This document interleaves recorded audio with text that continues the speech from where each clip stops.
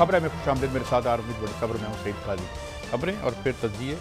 PDM क्या chief justice साहब से एक इस्तीफ़ा लेने में काम जो उनका इंदिया है, और आज पूरा टारगेट जो आपने जलसा देखा होगा वही रहा, और अभी मौलाना फजल रहमान साहब तकरीर फरमाएंगे इस हवाले से, इस हवाले से बात करेंगे। और इसके साथ इमरान खान का कहना है कि उसने 10 साल तक जेल में डालने का मंसूबा है बकौल उनके, और उनकी अहलिया और साबिका जो एक खातून अव्वल को भी जो है गिरफ्तार करने का मंसूबा है उनके मुताबिक। इसके साथ ही आर्मी तनसीबात पर जो अफसोसनाक हमले हुए उस हवाले से क्या JIT बनेंगी और वो लोग सामने लाए जाएंगे जो 100 किस्म की बातें आ रही हैं, झूठ का झूठ और सच और दूध और पानी अलग हो पाएगा, बड़ी साहब आपसे पूछेंगे। और last but not the least most important जो क्राइसिस है वो पाकिस्तान का इकनॉमिक क्राइसिस है, क्या इसकी तरफ कोई ध्यान है? इस सारे हुलाबलू जो हो रहा है उसको देखें। बड़ी साहब मेरी एक तजवीज़ है छोटे से सवाल में, साल के तौर पे 97 के बाद फिर इतनी ज़हमत करनी पड़ रही है, सुप्रीम कोर्ट के सामने आ गए, कोई ऐसी भी तरमीम ले आए कि जिसमें हम मिसाल के तौर पर 500 डंडे गिन लें और 4-5 हज़ार बंदे गिन लें, तो क्या हमें फिर इनको जुडिशल पावर्स दे देनी चाहिए कि जो मर्जी फैसला कर लें तो मुल्क में ये लड़ाई ख़त्म हो जाए? बिस्मिल्लाहिर्रहमानिर्रहीम। काजी साहब, मैं आपके साथ इख्तलाफ करता हूँ। अच्छा, नहीं, जुडिशल पावर दे देनी चाहिए, उन्होंने छीन ली हुई है। इस मुल्क में आज बेआइन है मुल्क। मेरी इतला के मुताबिक जो मैंने आर्डर सुना था चीफ जस्टिस उमर अताब बंदयाल साहब, अजादुल एहसन तमनी अख्तर का, कि हर हाल में 14 को इलेक्शन होंगे वरना अदालत एक लम्हा पीछे नहीं हटेगी। आज 14 मई बरोज़े इतवार 2023 गुजर चुका, आज 15 मई बरोज़े सोमवार खत्म हो गया। तो कीर हो गया। अभी तारड़ साहब मुझे बता रहे हैं कि वो कह रहे हैं इस्तीफा लिए बगैर नहीं जाएंगे, तो आइंदा इस सिचुएशन से बचने के लिए कोई माब ले आए, 1500 डंडा ले आए। चले पहले सुन ले वो क्या कहते हैं, तो क्यों ना यही फैसले करें, यही अदालत लग जाए, यही एग्जीक्यूटिव है, यही जुडिशरी है, सब कुछ यही कर दें। मगर पहले सुन ले ये क्या कहते हैं। अब इतने दुख हैं, देखना कितनी तकलीफ है। काजी साहब, गुजारिश है, एक मेरी भी अपनी ख्वाहिश है, और हमारी ख्वाहिशों पे तो मुल्क नहीं चलता, ये धरना जारी रहे।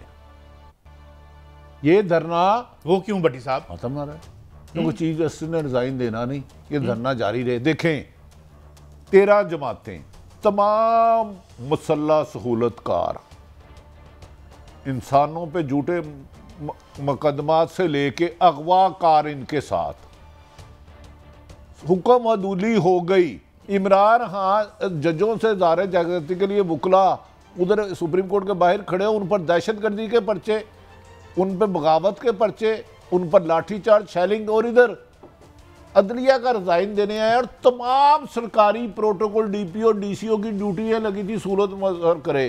काजी साहब, मैं माफ़ी चाहता हूँ, नहायत काबिल एहतराम एतजाज़ एहसन साहब हमारे साथ लाइन पे। एतजाज़ साहब अस्सलाम वालेकुम। वालेकुम सलाम।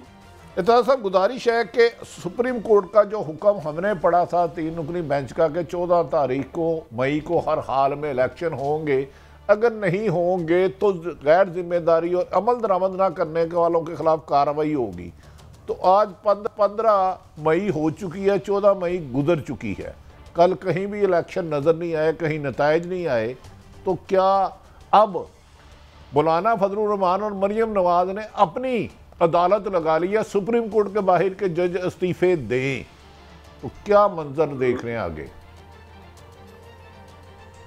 आगे तो जो देख रहा हूँ, एक जुमला आपके पहले भी कई दफा कहा है, और वो फिर मैं कह दूँ, बड़ी तकलीफ से मेल्स, ये ट्विटर में ट्वीट मेरी तरफ से जारी जा रही हैं, और उनमें एक तो गया है कि जी वो तस्वीर है एक फैमिली की, और उस फैमिली ने अगर उनके सरबराह ने कुछ किया तो उसके साथ भी नेस्त नाबूद कर देंगे सारे फैमिली को। वो मैं ऐसा बंदा ही नहीं हूँ जो वायलेंस में और बिलीव करता हो कोई शद्दत में, और इस किस्म की फैमिली मेंबर्स को करने के तो एक बेहुदा ट्वीट है मेरी जानिब से दे रही। मेरा कोई तल्लुक नहीं, मैंने कोई ट्वीट नहीं किया आज तक जिंदगी में, और फेसबुक से कोई मैसेज नहीं भेजा अगर वो फेसबुक से।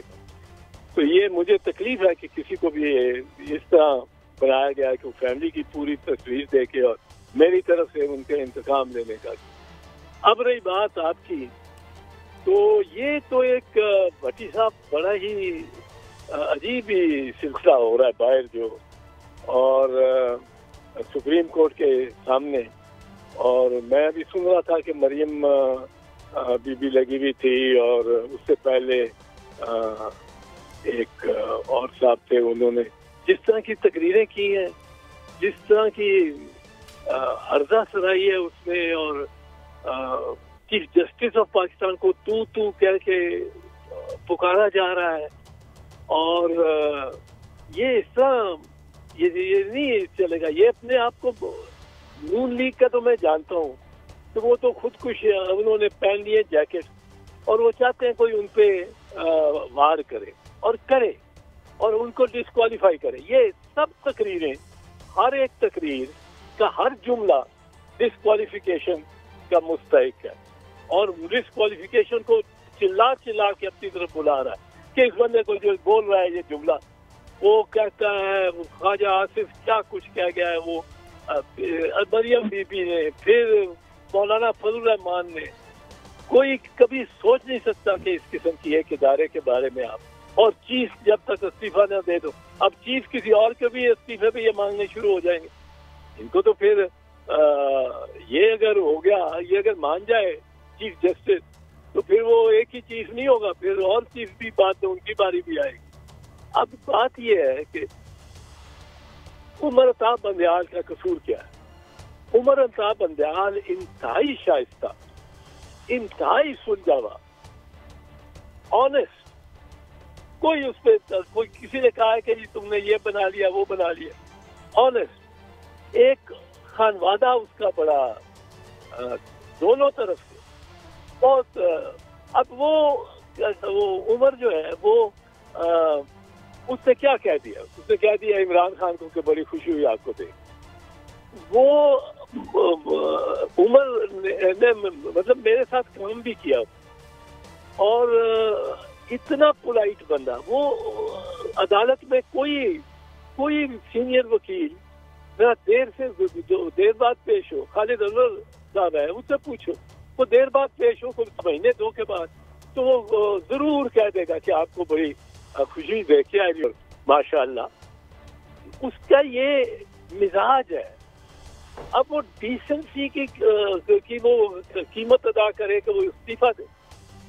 अब बड़ी ये इंतहाई बात लगती है, और मैं नहीं समझता कि वो इस्तीफा देगा। एतजाज साहब, अभी मरियम नवाज साहबा ने कहा बड़ा सख्त लफ्जों में, जो नारेबाजी की वो हम सुना नहीं सकते। उनकी फैमिली के बारे में मोहतरमा उमर अताब बंदयाल साहब की जो गलीज लफ्ज नारेबाजी वो हम सुना नहीं सकते। उन्होंने कहा ये होते कौन है, एक मुलजम सरकारी इदारे की तवील में है और उसको तलब कर लिया, तो एक मुजरम जेल में था, उसे हस्पताल लाया गया, और उसी मुजरम को 4 साल हो गए हैं लंदन में है। तो क्या ये दोहरा मेयार मरियम नवाज साहबा को नजर नहीं आता? अगर मुलजम इमरान खान तो मुजरम नहीं थे गालबन, उधर उन्हें एतराज है, तो नवाज शरीफ को लंदन भेज दिए 50 रुपए के एफिडेविट पे, तो कानून का दोहरा मेयार नहीं बज़ाहिर नजर आ रहा?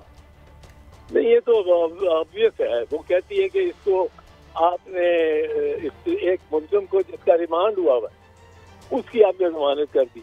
वो रिमांड वाला तो सिर्फ रिमांड हुआ हुआ है, तफ्तीश चल रही है। एक मुलजिम कन्विक्ट हुआ हुआ है और मुजरिम है, जेल में है, उसको आपने लंदन भेज दिया। वो आपके वालिद साहब है, किस तरह आप शिकायत कर सकते, शिकवा कर सकते? फिर आप देखें कि ये जो कहते हैं कि जी पनामा से अकामा, कह रही थी पनामा से अकामा, अकामा तो बहुत बड़ा जुर्म है। खुद अकामा भट्टी साहब खुद एक बहुत बड़ा जुर्म है। अकामे का मुराद क्या है कि आप प्राइम मिनिस्टर तो पाकिस्तान के, पर आपने मुलाजमत एक रखी हुई है एक फॉरेन कंपनी, एक गैर मुल्की कंपनी के आप मुलाजिम भी हैं, और मुलाजिम है उसका अकामा एक सर्टिफिकेट है कि ये मुलाजिम होता है, तनख्वाह ले या ना। अब उकामे से क्या फायदा है? उकामे से एक तो फायदा है कि आप वहाँ चूंकि दुबई के या यूएई के आप रेजिडेंट साबित हो जाते हो कि परमानेंट वहाँ आपकी रेजिडेंसी मिली, आपका आना जाना कोई वीजे की जरूरत नहीं है, आपके पास कार्ड है। लेकिन दूसरी चीज है, उस कार्ड की बिना पे आप Liechtenstein, Luxembourg, Switzerland, Cayman Island, Isle of Wight, Isle of Man, Panama यहाँ के जो पनाहगाहें हैं रिश्वत के माल की, और सारे दुनिया के जो अमीर तरीन लोग हैं जिन्होंने अपना सारा टैक्स से बचाया हुआ सीक्रेट रिश्वत का माल रखा होता है, वो वहाँ रखे होते हैं डॉलर में, और वो आपके वहाँ आप उस कार्ड की बुनियाद पर अकाउंट खोल सकते हैं। और उसके अब ख्वाजा आसिफ है, उसके पास ये अकामा था, उसने तो तनख्वाह भी मानी नहीं है, उसने तो कहा कि मैं तनख्वाह भी लेता रहूं।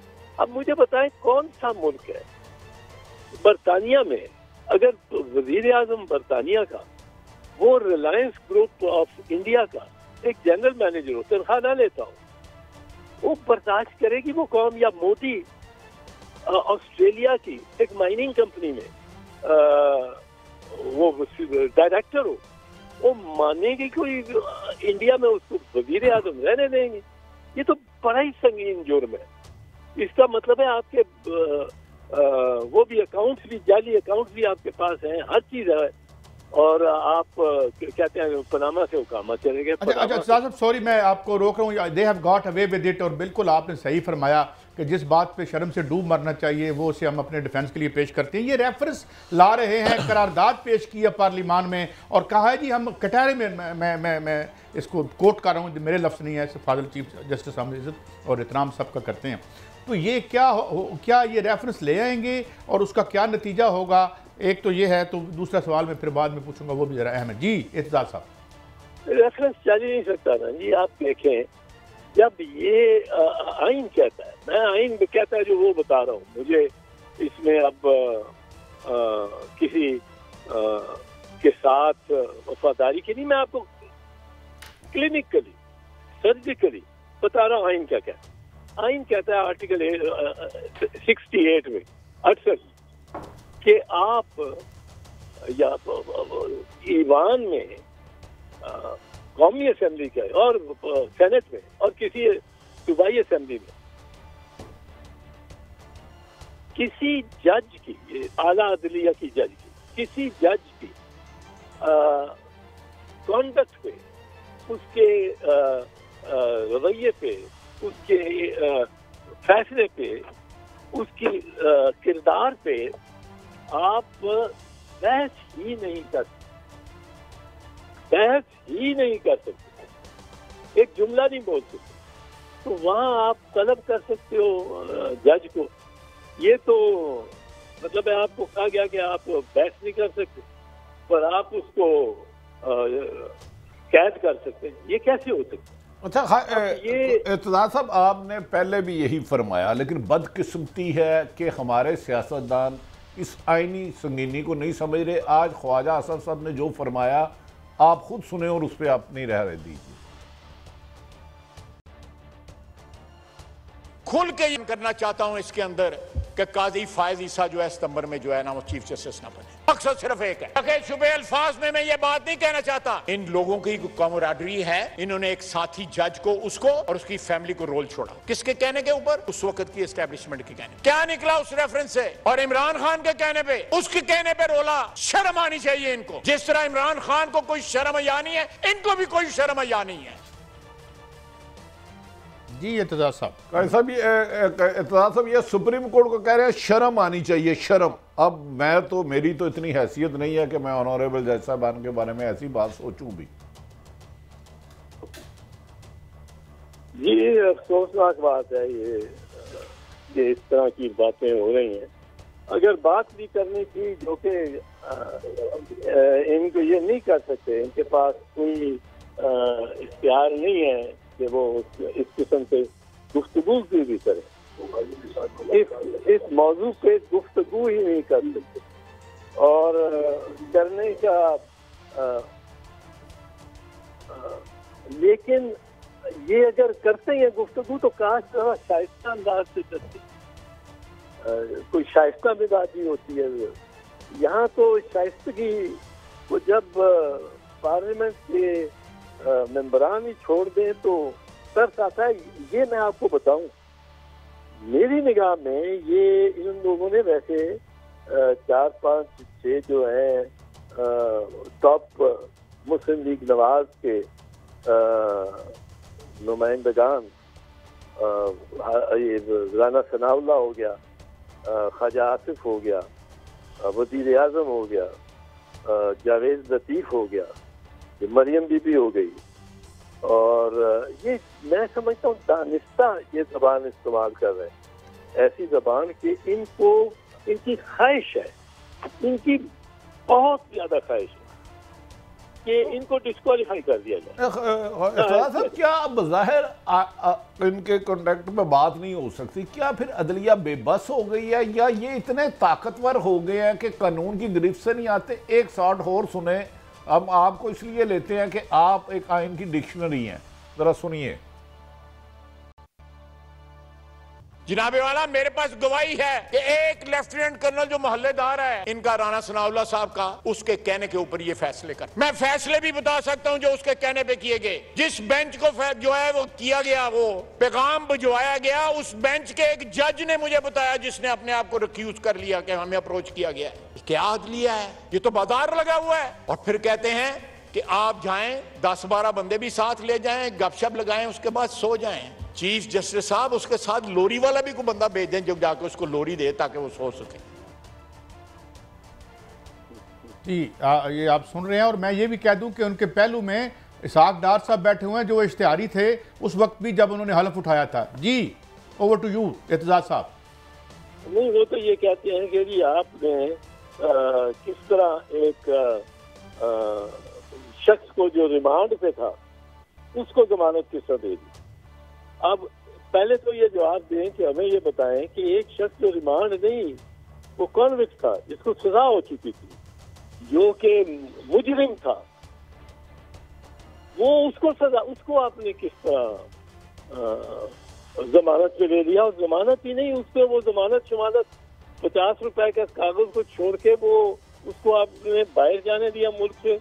वो किस कानून के तहत? मैंने कभी नहीं सुना। रिमांड पे तो लोगों की जमानत होती रहती है, बड़ी होती है, लेकिन ये तो कभी नहीं सुना कि एक मुजरिम को आपने पाकिस्तान से ही बाहर जाने की इजाजत दे दी हो। कभी नहीं सुना। और हकीकत का कोई मुझे बताए इसका कोई दूसरी मिसाल तो। और ये दोनों दफा नवाज शरीफ को ये एजाज मिला है। एक दफा पिछले साल कन्विक्टेड थे और आपको इन्होंने इजाजत दे दी परवेज मुशर्रफ ने कि सरूर पैलेस में जाके सऊदी अरब चले थे। और एक दफा ये लाडला तो ये हुआ ना, लाडला तो ये हुआ अगर किसी का सोचा जाए तो। पर बहरहाल ये इन्होंने, मैं आपको बताऊं, खुद कुछ जैकेट पहन लिए। ये चाहते हैं हमें डिस्क्वालीफाई किया जाए, नाअहल किया जाए। ये एक बड़ा नरम सी शहादत होगी, बड़ी नरम गुदास सी शहादत होगी कि जी हमें इन्होंने चलने नहीं दिया। फिर ये कासिया झंडा लेके निकलेंगे लोगों में कि जी हमें नहीं चलने दिया, हम मजलूम। फिर आप इनके सुनिए, इनके बयानिए। फिर जो मातम करेगा ख्वाजा आसिफ सर को भी करेगा, सीना को भी करेगा, और क्या ये मेले लुटेगा? ये चाहते हैं सारा। और इसलिए मैं समझता हूँ कि अगर अदालत इसमें बड़े ठंडे दिल से चल रही है तो बड़े अच्छा है। वो तो 23 तारीख डाल दी है चीफ जस्टिस साहब ने और बेंच की। 23 तक तो ये बैठे ना धरना करें, 23 तक वो बैठे धरना करें और लोग दुनिया देखेगी कहाँ से खाना आ रहा है, कहाँ से रसद आ रही है इनकी, कहाँ से इनके इंतजामात किए जा रहे हैं। रेड जोन में है, जिस रेड जोन में किसी दूसरे को इजाजत नहीं है, सर फाड़ देंगे आपका अगर आप जाएंगे। टीयर गैस कर करके राना सनाउल्लाह मार देगा आपके बच्चों के साथ, जो अगर आप लेके गए हो बच्चे किसी रैली पे। ये तो आए हैं, अब ये 23 तक तो बैठे ना आराम से। और चीफ जस्टिस ने ये अच्छा किया कि इसको लंबा किया। ये इनको ये जो शहादत मांगते हैं, सियासी शहादत, ये इनको अगर न मिली तो ये बड़े परेशान और हो जाएंगे।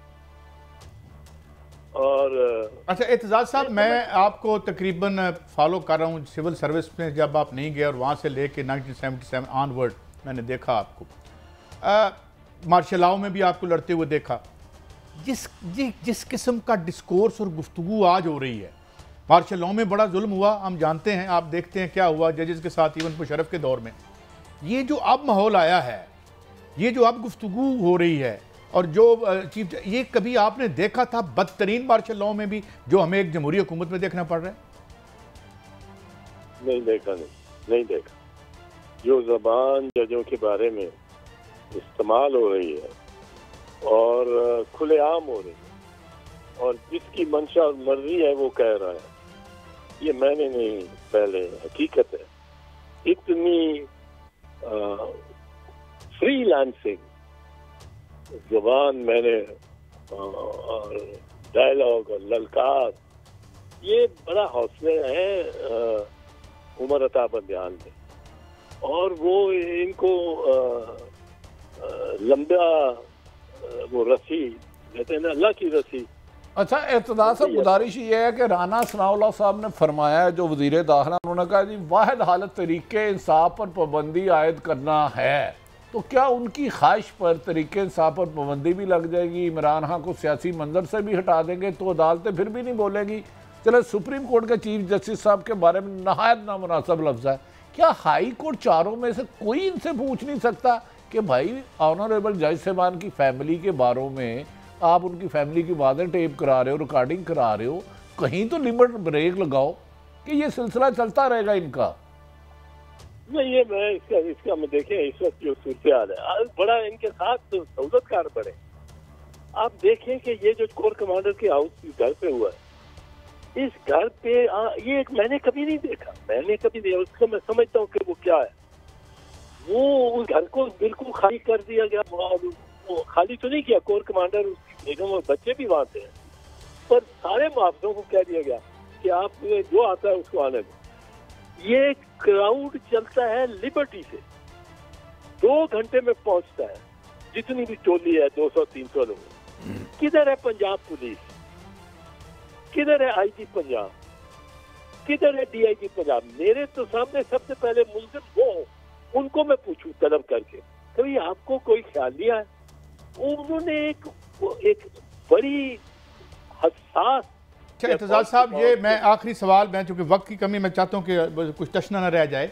ये अब कहा गया है कि जिन लोगों ने ये शरपसंदी की और हमारी मिलिट्री तनसीबात पर हमले किए, उनको जो है वो मिलिट्री कोर्ट्स में उनका एक कानून है, एक तो वो कानून क्या है, उसके तहत ये ट्राई होंगे और फिर उसकी अपील जो है उसकी ये भी कहा गया कि नहीं होती। ये क्या दुरुस्त है जो मैं कह रहा हूँ, या अभी र्यूमर मिली चल रही है?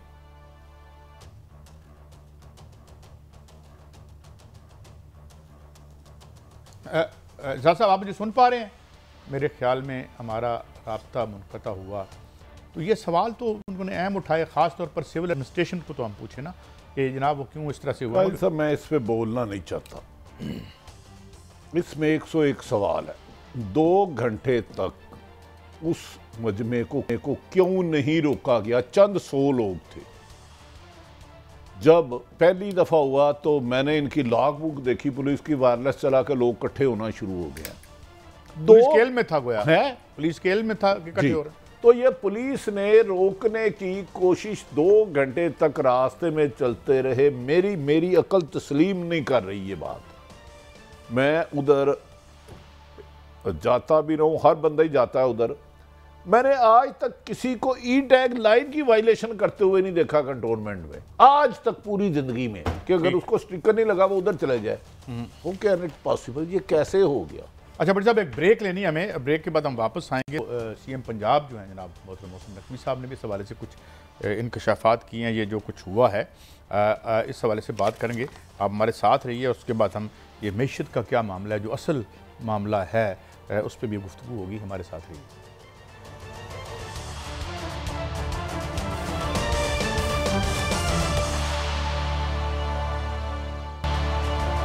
वेलकम बैक जी। भट्ट साहब, एक तो ये अब आर्मी तनसीबात पर हमले को तो किसी तरीके से भी जस्टिफाई नहीं किया जा सकता, किसी किस्म का गमला भी नहीं टूटना चाहिए, लेकिन इसमें जो भी गमला नहीं टूटना चाहिए, सुप्रीम कोर्ट की इमारत टूटनी चाहिए, सुप्रीम कोर्ट नहीं, वो भी नहीं टूटनी चाहिए, दरवाजे टूटने चाहिए। नहीं, 1997 में टूटे हैं ना, मैं माफी चाहता हूँ। मैं इस हिस्ट्री को कैसे टूटे हैं? अच्छा, मौलाना साहब जब पहले आए थे, अब किसके कहने पे आए हैं मुझे नहीं पता। पहले जो खुद अपने मुंह से कहा था, क्योंकि ये अपनी मर्जी से तो अपना पानी नहीं पीते, इससे पहले 2022 को साजिश के तहत लाया गया।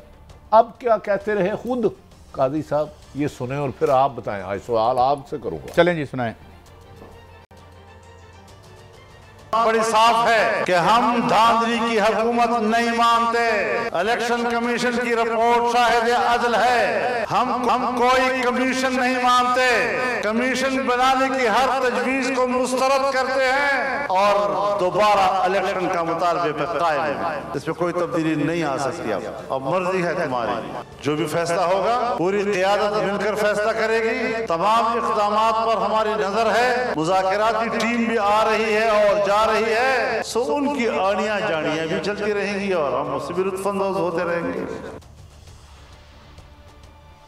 अच्छा, इसके बाद एक और भी डिमांड उनकी थी, वो भी सुनाते हैं आपको। जो हुक्मरान कहता है कि फौज मेरी पुष्ट पर है, कि अगर आप इस नाजायज नाअहल हुकूमत की पुष्ट पर है तो फिर अपनी पोजीशन वाज़ेह करें, ताकि हम अगर तहरीक चलाएं तो फिर आपकी तरफ उसका रुख होगा, क्योंकि आप इस जुर्म में शरीक हैं। ये ठहर जाए ज़रा। ये जो देखें, हर दफ़ा हम इदारों को इन्वॉल्व कर लेते हैं भट्टी साहब, बिला वजह उनको घसीट कर सियासत में ले आते हैं, तो इस पे ये भी तो एक गलत बात है। बकौल मौलाना फजलुर रहमान उनके साथ खड़े राना सनाउल्लाह के अदारों में पूछता बताया, फिर आप वहाँ आपके खिलाफ तहरीक चलाए। इन्हें एक दफ़ा नैब ने सिर्फ एक नोटिस भेजा था, तो इन्होंने कहा कोर कमांडर के घर के बाहर एहतजाज करूँगा। कहा साहब मुझे अब ऐसा लगता है 2 मिनट चाहिए। इस मुल्क में मौजूदा हुकूमत और जो भी उनके सहूलतकार हैं, मुझे नहीं पता वो सियासी हैं, गैर सियासी हैं, बैरूनी मुल्क में, एक इशू है कि इमरान खान को ख़त्म कर दें, PTI को ख़त्म कर दें।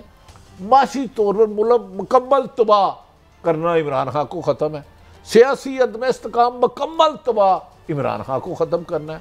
आइनी अदम इस्तेकाम, आइन टूट गया, इमरान खान को ख़त्म करना है। मुल्क दिवालिया हो गया, इमरान खान को ख़त्म करना है। ये किस तरफ चल पड़े। मुझे लगता है PDM की 13 जमातों पे इमरान खान इतना सवार हो चुका है, जब तक ये उसको ये देखे ना, इसके जजों के हकों में करो तो दहशत गर्दी के पर्चे, बगावत के पर्चे, शैलिंग, लाठी चार्ज, गोलियां, और ये मौलाना का जत्था यूनिफॉर्म फोर्स जा रही है चीफ जस्टिस से इस्तीफा लेने।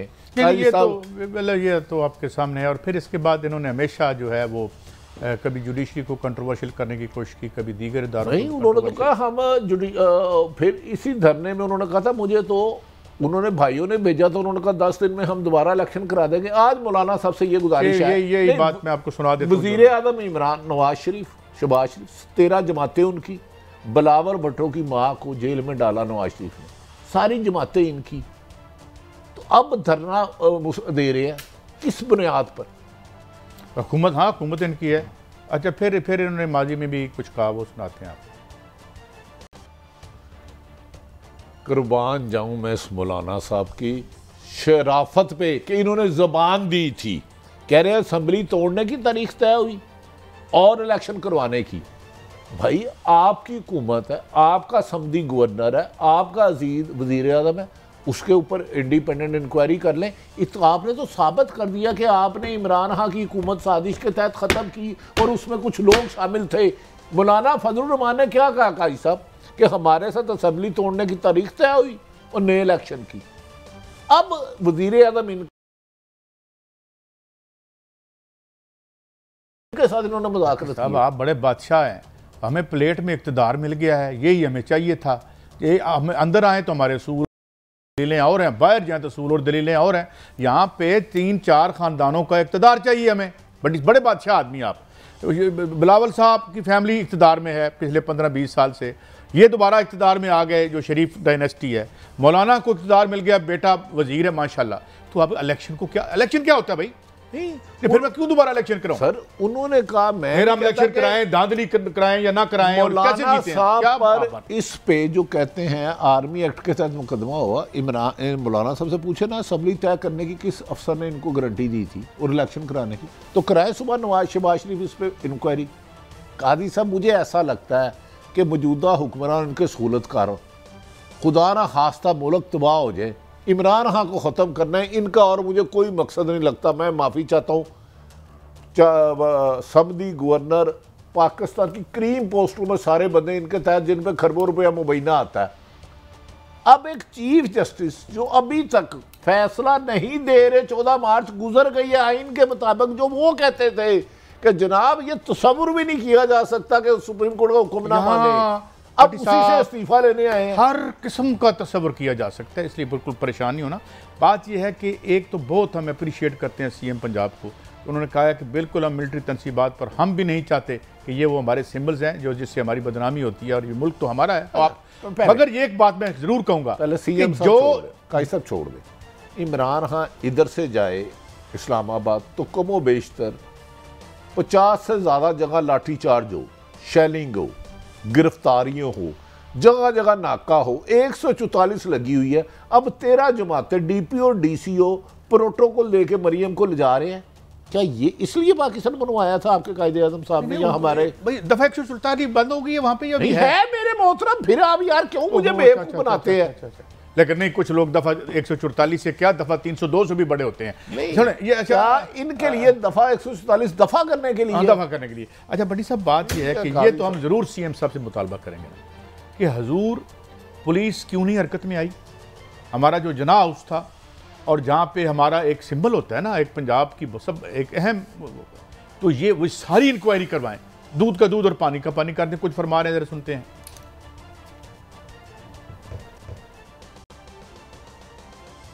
सारी एविडेंस मौजूद है कि ये एक प्री प्लान चीज थी, उनको पहले से ये कन्वेट था कि ये इस तरीके से अटैक होना है, किन किन जगहों पे अटैक होना है, प्रॉपरली उनकी लिस्टों में मौजूद था। जिन्होंने जाके कोर कमांडर हाउस जलाया है वही लोग से एक स्पेसिफिक नंबर है, वो वही टीम निकलती है और जाके अस्करी को जलाती है। तो इस तरह नहीं है कि वो एक मॉब था और चला गया और उन्होंने जाके कर दिया, तो वो प्रॉपरली प्लान था सारा कुछ। और इसके जो मेन कल्प्रिट्स थे और जो कुछ पकड़े गए मेन लीडर्स में से कुछ पकड़े जाएंगे इंशाल्लाह ताला, उनमें से किसी के साथ रियायत नहीं। काजी साहब प्री प्लान उन्होंने कहा था, मोहतरम वज़ीर दाखिला ने, ये उस वक्त पाकिस्तान में नहीं थे, किस प्लेन पे आए उसका भी मुझे पता है, इनके साथ कौन कौन थे, कौन कौन सी सीट पर गए, कहाँ से कहाँ जाना था, ये कहानी बड़ी। ये कह रहे हैं प्री प्लान था। भाई एजेंसियां तो आपके पास हैं, फिर आपको क्यों नहीं पता चला प्री प्लान है? क्यों नहीं रोका? वो कोर कमांडर तो मेरे भी है ना, अजीब बात है, तो मेरी भी है ना, अदारे भी मेरे। अगर आपके मुताबिक ये सब कुछ प्री प्लान था, 2-2.5 से 3 घंटे पहले लिबर्टी चौक इकट्ठा हुआ, तो फिर रोका क्यों नहीं इनको? यही तो सवाल मेरा था। प्री और फिर 50-60 लोग हैं ये बता रहे थे, उनको रोकना क्या मुश्किल? प्लान फिर करवाया गया कि हुआ है? सवाल ये है, वो भी यही कह रहे हैं कि ये करवाया गया है। तो भाई साहब फिर कहां थी हुकूमत? आपके बकौल प्रेम मान लिया। वो कह जब 15 लोग भी दफा 147 लगी हो, लॉक बुक पे पहला मैं मैसेज खुद सुनाया हूं, तो भाई क्यों नहीं रोका? और आपके अदारे कहाँ थे जब ये कॉल इनके के पीटीए ने प्री प्लान कराया? तो आप सो रहे थे, आप ना जाते, वापस आते चार्टर्ड प्लेन पे। काजी साहब बातें तो बहुत कुछ है। इमरान रियाज लापता है, ओरिया मकबूल जान लापता है, अरशद शरीफ शहीद हो चुका है, मरियम नवाज की आज फीड सारी पीटीवी से चल रही है। अब सहाफत की तदफीन, शर्म से डूब मरो। जो इमरान रियाज पर अब तनकीद कर रहे हैं, उसकी माँ रो रो के उनके आंसू नहीं थम रहे, उसकी बीवी की सिसकियाँ नहीं रुक रही, लेकिन हम पॉइंट स्कोरिंग कर रहे हैं। शर्म होनी चाहिए। कल को अगर गलत हुआ था तो वो भी गलत था। खुदा के वास्ते इंसानों को भेड़ बकरियों से बदतर कर दिया आपने। ये चंद पैसे वाले और ताकत के तकब्बर में अंधे लोगों को अल्लाह कहर नाज़िल करे बस। अच्छा बड़ी साहब, सीएम साहब ने कुछ और भी अच्छी बातें की हैं, वो सुनाते हैं।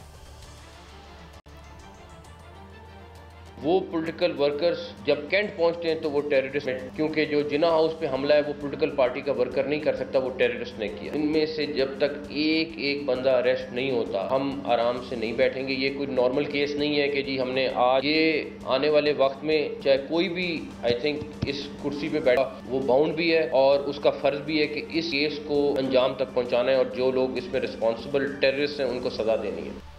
ये तो हम फुली तौर पर एंडोर्स और अप्रिशिएट भी करते हैं, मगर जिन लोगों ने अपनी ड्यूटी अदा नहीं की और जिन लोगों ने इनको, जिसमें बड़ी क्लियर और ग्लेयरिंग किस्म के हमें नजर आते हैं बीच में जो भट्टी साहब जो फेलिंग्स हैं, तो उनको भी पूछा जाएगा। मोहसिन नकवी साहब हमारे भी कभी बहुत अच्छे दोस्त थे। नहीं, आप भी दोस्त हैं हमारे, हमारा क्या। हर टेररिस्ट को निशाने इबरत बना दे, ये तो हर पाकिस्तान कहेगा, क्योंकि ये मुल्क मेरा है। एक पत्ता भी कोई तोड़े, कोर कमांडर हाउस तो बहुत दूर की बात है ना, वो तो हमारी सलामती की जमानत है। लेकिन मुझे ये बताए इनके खिलाफ ऑपरेशन क्यों नहीं हुआ? जब इमरान खान को सजा हो गई, पता था रिएक्शन आएगा। पहले जाके ये रिकॉर्ड चेक करें, लिबर्टी कब लोग आए और वहाँ से कोर कमांडर हाउस पहुँचते हुए कितना टाइम लगा, क्यों नहीं रोका गया? वाई अगर 150-200-300 बंदा था तो उनको रोकना, सिर्फ 5 शेल मारे। मैंने हज़ारों प्रोटेस्ट कवर किए हैं, हज़ारों, दर्जनों नहीं। एक मुझे उसकी समझ नहीं आई, आप नबी पाक मोहम्मद सल्लल्लाहु अलैहि वसल्लम की ज़ात मुबारका के बारे में पता नहीं फ्रांस या कहीं स्केच बनाने गए थे, तो मेरे सामने 4-5 घंटे में लूटमार हो गई, MC बैंक को आग लगी, ATM मशीनें चोरी कर ली गई, शेजान जला दिया गया, KFC जला दिया गया, और ये सब तमाशी बिनता देखते रहे। मैंने उस वक्त के CCP को कहा, कहाँ हो आप पुलिस? दूसरा, मुझे आज तक ये नहीं समझ आई, मैं 50 लोगों को मिल चुका हूँ कि यार क्यों नहीं रोका गया? चंद लोग थे, सिर्फ 3 शेल मारने थे आपने। यहाँ तो 50,000 लोग हों, लाख हो, उन्हें क्राउड को नहीं रोका जा सकता। क्राउड की नेग्लिजिबल सी थोड़े से लोग थे। तो कैसा आपका क्या तजर्बा कह रहा है? इन जो भी दहशतगर्दी है, जिसने भी मुल्क के आइन को तोड़ा है, एक बाइक भी चलाई है, एक साइकिल भी चलाई है, उन्हें निशाने इबरत बना दो। लेकिन खुदा के वास्ते ये सिलेक्टेड इंसाफ अदल करो, अदावत ना करो, इंसाफ को इंतकाम ना बनाओ। लोग बागी होते जा रहे हैं इस मुल्क से, इस कानून से बागी होते जा रहे हैं। काजी साहब, लोग दिल बर्दाश्त हो गए हैं। मॉब का कानून करेंगे, ये 2-4,500 बंदा नहीं, तो आज जो ये मॉब गया है उधर सुप्रीम कोर्ट के बाहर, इनके ये क्यों गया? बात तो ये कि ये जो विजुअल है, ये जब पूरी पहले एक सिर्फ 30 सेकंड, मुझे पता है आपका वक्त कीमती है। इमरान खान ने 40 से ज्यादा जलसे किए, 4 लॉन्ग मार्च किए, एक पत्ता नहीं टूटा। ये क्या हुआ, मुझे ये समझाए। PDM ने भी अपने दौर में, इमरान खान के दौर में 3 लॉन्ग मार्च किए और सैकड़ों जलसे किए। साहब, इमरान खान क्या है, क्या बात? इमरान खान की एक दलील बड़ी ज़रूरी है, और वो ये है, इसमें उन्होंने कहा है कि मुझे गोलियां लगी तो कहीं आग नहीं लगी, मैं गिरफ्तार हुआ तो आग लगी। हालांकि मतलब गिरफ्तारी से ज़्यादा आप पे जो अटेम्प्ट है उसका तो ये रिएक्शन नहीं आया था। तो वाई वट हम CM साहब से दरख्वास्त करेंगे कि जिन्होंने अपना फ़र्ज़ अदा नहीं किया, नंबर 1 जिन्होंने ये जुर्म किया, करार वाकई सजा दें। जिन्होंने अपना फ़र्ज़ अदा नहीं किया और जो है उन 50-60 बंदों को नहीं रोक सके, मेरा हमें क्या बचाएंगे? आगे बढ़ते हैं। वो वज़ीर आला मोहसिन नकवी बहुत अच्छे आदमी हैं, IG साहब डॉक्टर उस्मान अनवर उनसे अच्छे हैं, हो सकता है वो उनसे रिज़ाइन भी ले लें। भाई आपने इतनी 3 घंटे क्यों नहीं किया? और डॉक्टर उस्मान अनवर ASP जब थे ना, ये आपका अंदाजा है, ये खबर है? से जानता हूँ, उस वक्त से जानता हूँ, और बहुत अच्छे आदमी है। और मोहसिन नकवी मुझसे ज़्यादा उस्मान अनवर को जानते हैं, और उस्मान अनवर को उनसे ज़्यादा मैं जानता हूँ, और मेरे मुझसे ज़्यादा वो मोहसिन नकवी को जानते हैं। लेकिन मेरा एक सवाल ये है, 3.5 घंटे उधर जाते रहे, क्यों नहीं रोका गया? वाई? कहाँ थी पुलिस? उधर कुर्बान लाई थी उसकी, उस दिन मैंने रिकॉर्ड के मुताबिक 40 से ज्यादा रिजर्वें उधर थी। ठीक है भट्टी साहब, किला गुजर सिंह में 100 से ज्यादा रिजर्वें थी, क्यों नहीं इनको कॉल किया गया? मेरे ख्याल में हमें ये तवक्को है यार, ये जरा IG साहब का नंबर बनाएं। उस्मान अनवर साहब का अक्सर टीवी पे वो नजर आते हैं, माशाल्लाह स्मार्ट है, फिल्म भी उन पर बन सकती है। तो आप सब देखेगा, टाइम है आज। भट्टी साहब देखते हैं हम, कल हम उनको अपने शो में दरखास्त कर लेंगे। तो आप साहब काई साहब गुस्ताखी मार में मुझे रोक रहा हूँ, मुझे बड़ी नादानी लग रही है। उन्हें कल के प्रोग्राम के लिए मैसेज कर दें, क्योंकि कल वो गिला ना करें। हमने उनकी टोटल पोस्टिंग पे डिस्कशन करनी है कि बड़ी जाफशानी से उन्होंने जहाँ जहाँ नौकरी की। अच्छा भट्टी साहब, हम जो है वो भट्टी साहब उनसे दरखास्त करेंगे, he has every right and everybody has every right to defend himself. जब उनके बारे में बात करते हैं भट्टी साहब, अब बात ये है, इस सारे हुला बुलू में और इस सारी एक जो हरकत है, मैंने इस पे अपने कुल अल्फाज दिल के बताना चाहता है। बड़ा काई साहब, अगर आप याद करें तो कल जब IG साहब आए तो जो मुशर्रफ दौर में कुलसूम नवाज पे जो अटैक होते थे, जो पकड़ने वाली पार्टियां थी, उनका नाम भी मैं ले सकता हूँ? हाँ, सबका नाम ले सकते हैं। आपने इजाजत दी है? परमिशन ऑनरेबल एंकर साहब, उन्होंने नहीं हजूर मैं एंकर की क्या औकात, कौन कौन से जाते थे और क्या क्या इंस्ट्रक्शन थी? हाँ जी, हम ये बात करेंगे, लेकिन यहाँ पे बड़ी साहब हम ये बात करना चाहते हैं कि जो इस मुल्क के लोगों का सबसे बड़ा अहम मसला है वो ये है कि यहाँ पर तकरीबन जो दुनिया में हम जो जो जो अफरात ज़र महंगाई है उसमें हम मेरे ख्याल में टॉप 3 मुल्कों में आना शुरू हो गए हैं। इसके बाद अभी IMF के पैसे दूर दूर तक कहीं नहीं है। एक खबर आई थी जिसकी उन्होंने तरदीद की IMF ने बड़े शेडी से अंदाज में कि वो 9 बिलियन कह रहे हैं डॉलर हमें रेज़ करने हैं। 10 बिलियन डॉलर की हम जो शॉर्ट फॉल की बात कर रहे हैं जो हमारे रेमिटेंसेस में है, तो 2-4 अरब डॉलर हैं, कितने हैं, इसमें कब इजाफा होगा? और खुदा न खास्ता हम जो डिफ़ॉल्ट है इससे हमें डर आता है इस नाम से भी, तो इससे हमें बचाने के लिए बहुत कोशिशें हो रही है। कोई बात हो रही है डॉक्टर साहब अभी बैठे गाड़ियाँ बुलाने के प्लांट ख़त्म हो गए हैं, सिर्फ कोशिश एक हो रही है हुकूमत की नज़र में इमरान खान का सियासी खात्मा। ना पाकिस्तान की इकॉनमी की किसी को परवाह है। 90% से ज़्यादा 98% लोग भूख से मर रहे हैं। 1% चंद नजायज़ पैसे से बनने वाले ज़मीनी खुदा रह गए हैं या बहुत ताकतवर लोग, ये -1% है। उसके अलावा इस मुल्क को अमलन ख्वाजा आसफ के मुताबिक दिवालिया तो हो चुका है। कैसे होता है दिवालिया? उन्होंने बता दिया। अगर 99% लोगों के पास एक वक्त का खाना नहीं, बीमारी के लिए इलाज नहीं, और मुझे बताया आप शहरी हो गया दिवालिया, एक चिंची चलाने वाला, एक मजदूर, एक किसान, एक रेड़ीबान, एक जिसकी 15-20 हज़ार सैलरी है, जिसकी 50 लाख सैलरी है, वो 5 बच्चे नहीं पाल सकता। तो लिहाजा इन गिद्धों को हमारा जिस काम में ये लगे हुए हैं और इंसाफ लेने ये डंडे लेके पहुंच गए, लेकिन एक वो तो आपने फुटेज दिखाई नहीं। जरा दिखाएं यार इकानमी की वो फुटेज दिखाएं जिस जीस्टर पे बैठ के ये सारे आ रहे हैं, कितने कितने कौन कौन सी गाड़ी किस किस जात की गाड़ी देखी गई, वो तो आपने हमें दिखाया ही नहीं है। बरहाल अब तो वक्त ख़त्म होता चला जा रहा है बड्डी साहब, लेकिन बात ये देखें अब ये देखें बड्डी साहब, ये आ रहे हैं बंदे, मतलब 2-2 4-4 बैठे होंगे बहुत ज़्यादा।